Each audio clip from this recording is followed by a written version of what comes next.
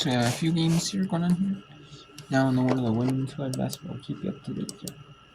On the scores, as we whip you around through these last couple weeks of the regular season in women's college basketball. Yes, that is right.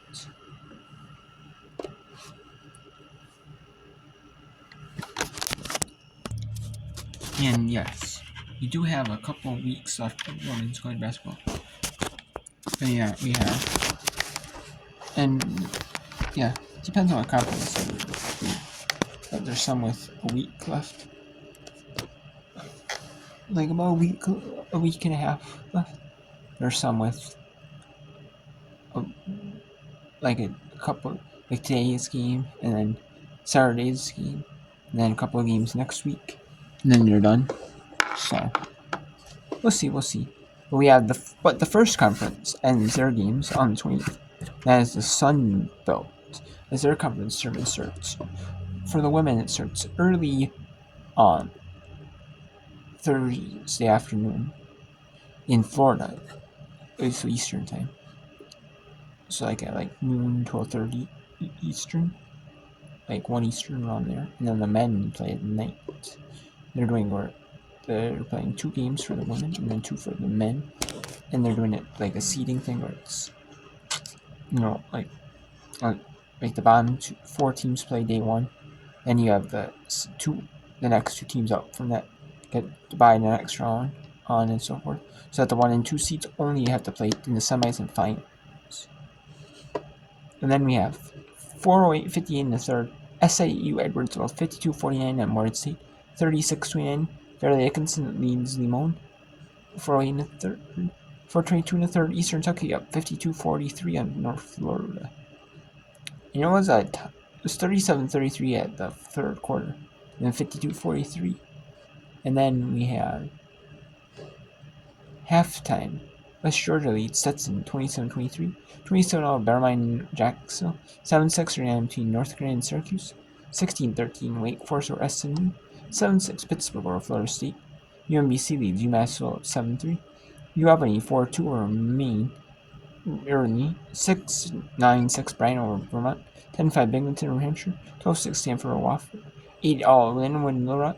12-6 Southern Indiana Eastern Illinois. 9-7 Niagara over Siena. 14-9 Mercer or Canisius. 7-6 Proof or Northern Kentucky. And then at 6:15 Eastern, coming up, just in a couple months, Western Louisiana, Southeast Missouri State. And Alabama, number 18 Alabama at number 15 Tennessee, and new team at Tennessee Tech. That is at both at 6:30 Eastern. That's 2. So let's go to the ESPNU feature game of the day. The ESPNU feature game, not the ESPN2 feature game. The ESPNU feature game. That is an NEC featured game. As per their NEC package, they must be required to show some NEC games on, and this is one of the NEC women's games they're required to show. They're required to show a women's game in the NEC here. They did that with some of these conferences, like they might be required by like the conference, but in order to be an NEC member, you have to commit to showing like so many games. And ESPN probably I know ESPN does that with ESPN Plus a lot. And then I know CBS Sports Network has NEC football on. And they might have like NEC basketball on too. But typically they don't. Typically it's not a lot of NEC basketball doesn't get shown as often. They have other conferences that they show. And on the same time, if they have games going at the same time, they're more prestigious.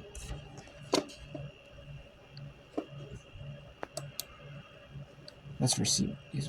Sees it so many times over the course of her 37 years. It's got to be exciting to trust a freshman with the keys to your team.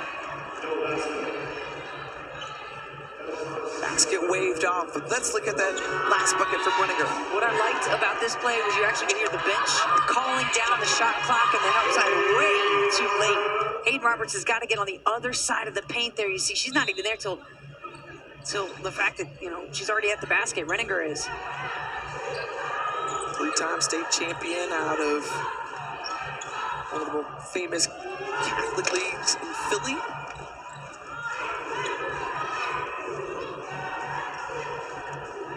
I can't wait to see these freshmen continue to blossom in this league. Yeah, it's going to be a fun battle. The next 4 years, Renninger and Eli Clark, it's going to be epic. You think about, okay, well, just what type of a gamer is Ava? She had 19 points in their game in non-conference against UConn. That'll open some eyes. Yeah. Anybody that scores above, I'd say like 9 against UConn. It's like, wow, okay.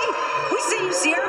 Okay, teardrop. That's the third three that we've seen come off the fingertips of Sierra Lennon. She's got 12 points now. That's the fourth, I think. Let me correct myself. I want to shortchange her right there. And step in, step back, stop and pop from Renninger. Beautiful looking three-point shots tonight. And range, obviously that one a mid-range shot as well, but look at the confidence from both of these sides.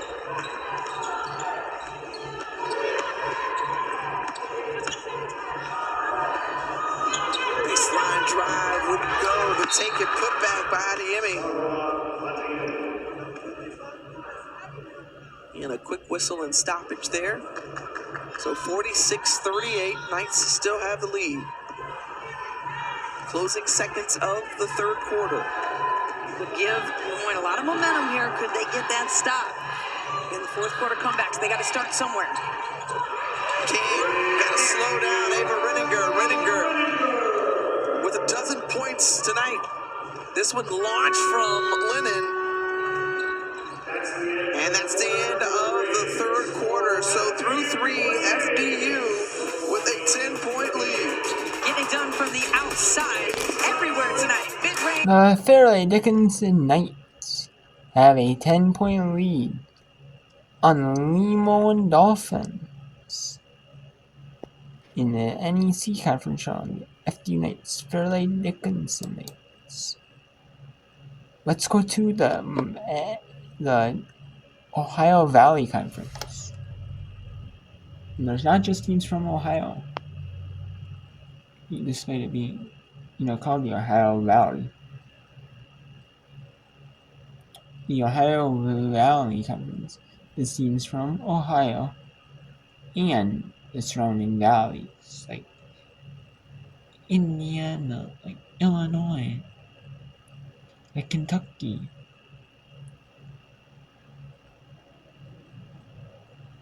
Like Go Ahead State is from Kentucky.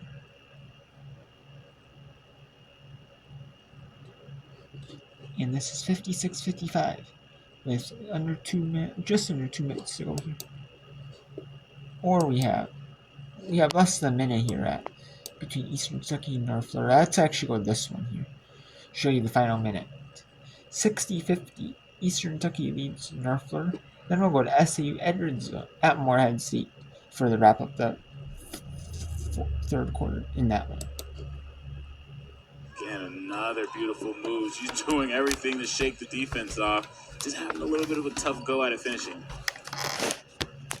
Jay will hold here. About 7 or 8 seconds between shot and game. Sarah Top, 10 to shoot. ISO for Sarah Top. Goes left and stop, but the whistle has a foul on McGinnis Taylor. Again, you get that good job being aggressive, and initially it looked great, but then you get that swipe at the end, and that's what's going to drive every coach crazy. If you're vertical, you're straight up, you do enough of a job to force it to be a difficult shot, and unfortunately she has 3. She has to go sit and catch a breath. Yeah, well, she's earned a break, some quality minutes, and Taub there for the Ospreys in their first made free throw, now 1 for 4. Her sitting down, you gotta imagine what that's gonna do in the paint. She's done an excellent job of just being so aggressive and scoring so many points in the paint in this third quarter. Taub sinks them both. She's got 4. And some quick minutes here in the third. Freihofer. She'll have time to shoot. Spencer defending. Angelis She'll have to take this one and does not get it off, as that'll take us into quarter number 4. As an 8-point lead for Eastern Kentucky, but the Ospreys finding some juice there late in the third. We'll take a timeout and return here to Jacksonville. EKU 60, North Florida 52.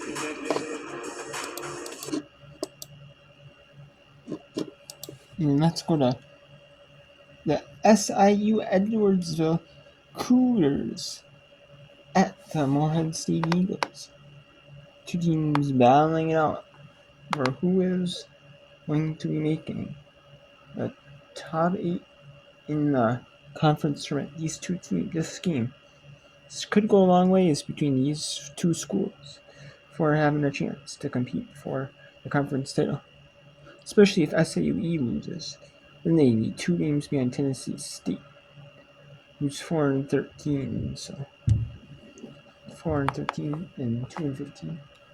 With 3 games left, it's pretty much not all of it technically, but you are. I mean, Morehead State, if they match Tennessee State, Morehead State has a shot. So we'll see who can instead of playing like for SIU 29 games or Morehead State 30 games, you can get which team can get an extra game for themselves, Even if you don't win it, at least you got an extra game. You'll be able to at least play as many games as you can, regardless, especially for all these mid-majors, regardless if that's in the WBIT, WNIT postseason tournaments, or if it is, or in conference tournaments, if not every team makes the conference tournament, and you're on like the bottom, like these two teams are, you're kind of near the bottom of the leagues. These two, you want to be able to get yourself in the conference tournament. And playing better than so these, So let's go to Fairleigh Dickinson. The Knights up on the Limo Dolphins. 50-30, 8.5 minutes to go here in this NEC coverage show. Fairleigh Dickinson looks like they're not guaranteed yet, but Fairleigh Dickinson has a good shot to go to 12-0 in the Northeast. While Limon, but looking like they're gonna fall to 421, 40 in the league. What's more important is that 40 in the league, despite Limon not winning a single non-conference game. Limon has been learning and building, and so stay elite in competitive range against Fairleigh Dickinson. It's a testament to Limon, especially in their first season in the division.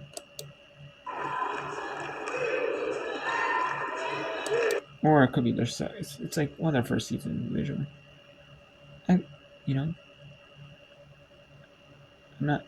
know Stonehill and Limon are newcomers to the division. So we have some players that played on Limon in the Division 2 era. Then you have some that come into them maybe when they were a Division 2 team. 16 seed. Yeah, you'd think so, and because they've already played UConn this season, you wonder if they're able to get through right with the NEC. Would they be that 16, and then would you have to play UConn again if they were the number 1 seed? You kind of start to set up all these scenarios. You think like, I know it's the last team I want to play in the tournament. But good thing they've already done it if that's the case. But this is an FDU team that, Nick DePillo said it, they are heads and shoulders above the rest. The 2 through 9, kind of see some jockeying, a lot of movement amongst those numbers. But for the number 1 team this year, it has been solid for FDU. So the NEC championship going to happen in a few weeks. Likely at this point to be right back here at FDU. Whoever wins it gets the automatic bid as a traveling violation. And this is a group that is in search of that first ever NCAA tournament. And if you think about a coach who can help get you there, you got to think Stephanie Gately is that one. 9 NCAA tournament appearances and 20 in total in terms of postseason appearances, including 11 WNITs.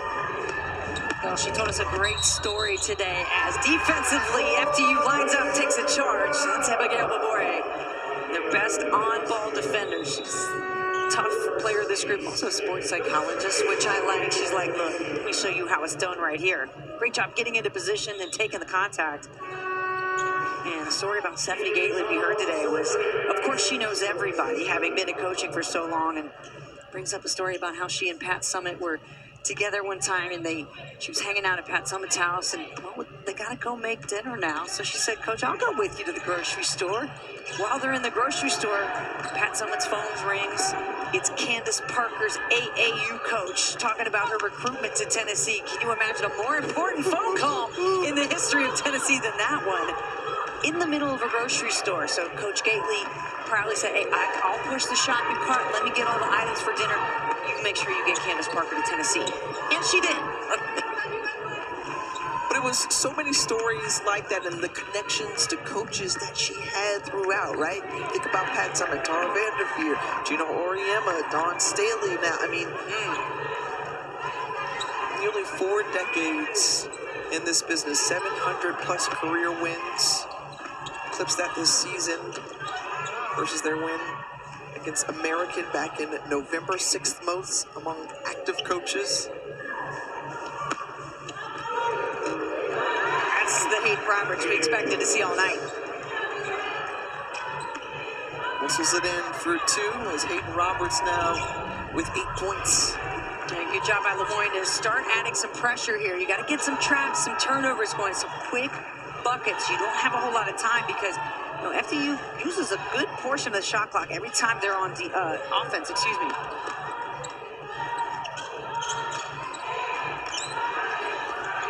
Deep into the shot clock again. Rinninger, they call her the general in high school. 14 points now for Ava, the general Rinninger. Oh, killer right there. She's got it. And let's now go to another game here. Let's go to a little bit more competitive one here. Not to say that this one isn't competitive, but FDU is flexing their muscles. Flexing their muscles, they say.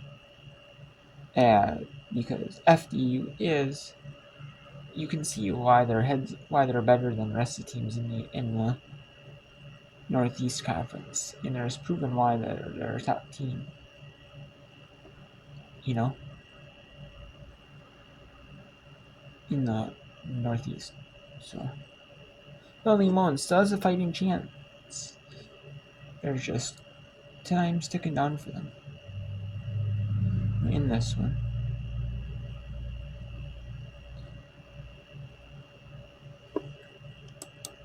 And we got Eastern Kentucky now 62-55. So North Florida looking for their first Atlantic Sun Conference victory. It's just that North Florida is not playing for a conference tournament spot. North Florida is not. However, North Florida is hoping to at least get one conference win this season. And at least get a moral victory. Sometimes you can't really say moral victories, but it's hard, especially when you're playing in like a gym, like some of these smaller conferences. You don't have like the biggest, you don't play in front of the most fans, but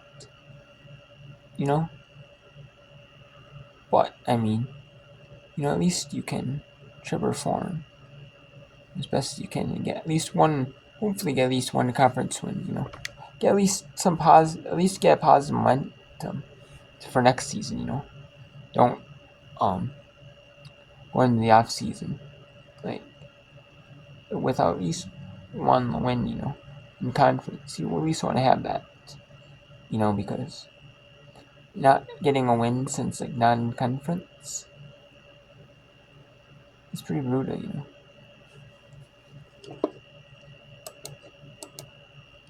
The tension. And Freihofer with the finish and the paint. And still just parts of her game, Alvin, where you go, wow, she's a first year. It's incredible. And you mentioned how she's developed game by game. And Rabsdottir continues to fight. She'll get a second attempt. And try for that no look again. Another offensive rebound. Spencer's open. And Brown just steps out along that baseline. definitely got pushed as she went up for it, looking like prime Julio Jones. But yeah, they'll overrule it for that foul. For sure, UNF has to feel good about getting those offensive boards, but man, they got to find a way to put it in the bottom of the basket. This game is so close into the final 6 minutes. Got to find a way to start being efficient on offense. Gibson looking for somebody. Nearly stolen. Spencer. They look for Brown off the deflection. And a travel there. And we'll continue that game here in the next break here.